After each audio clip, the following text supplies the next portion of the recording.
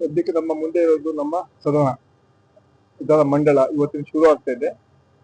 ಈಗಾಗಲೇ CM DCM ಈಗಾಗಲೇ ಅದರ ಬಗ್ಗೆ ಹೇಳಿಕೆ ಕೊಟ್ಟಿದ್ದಾರೆ.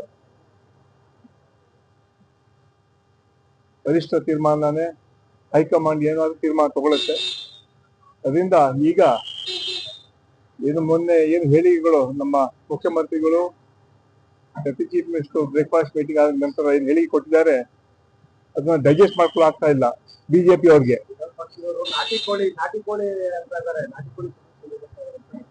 ಅವರಿಬ್ರು ಕೂಡ ಈಗಾಗಲೇ ಬಿಜೆಪಿ ಅವ್ರಿಗೆ ಅವ್ರೇನು ತಿಂದ್ರು, ಇಡ್ಲಿ ತಿಂದ್ರು, ಕೋಳಿ ತಿಂದ್ರು ಅದ್ರ ಬಗ್ಗೆ ಚರ್ಚೆ ಮಾಡೋಕ್ಕಿಂತ ಈ ವಿಧಾನ ಮಂಡಲದಲ್ಲಿ ಏನ್ ಮಾತಾಡ್ಬೇಕು ಅದನ್ನ ಮಾತಾಡ್ಲಿ ಅವರು.